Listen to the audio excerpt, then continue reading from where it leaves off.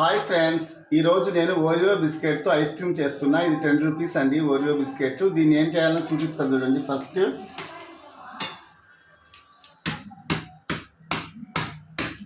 ఇట్లా బిస్కెట్ని స్మాష్ చేసుకోవాలి.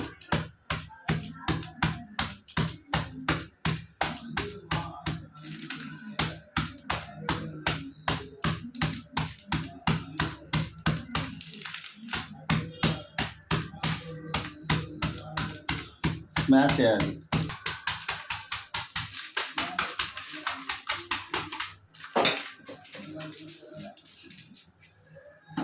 చూడండి, ఇలా స్మాష్ చేశాను. ఏం చేయాలంటే పైన ఇలా కట్ చేసుకోవాలి. చూడండి ఫ్రెండ్స్, ఇలా దీంట్లో కొన్ని పాలు పోయాలి ఫ్రెండ్స్. ఎక్కువ అవసరంలా కొన్ని.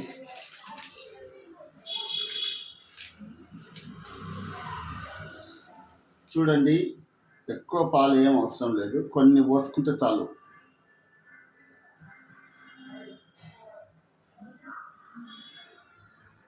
చాలు. ఇలా పాలు పోసుకొని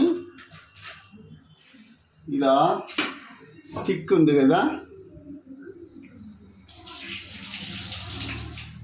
ఇదో స్టిక్. ఈ స్టిక్ ఇలా లోపల పెట్టాలి. అంతే ఫ్రెండ్స్. ఇప్పుడు ఏం చేయాలంటే ఇది ఒక గ్లాస్లో పెట్టేస్తే రేపటికి ఐస్ క్రీమ్గా తయారవుతుంది.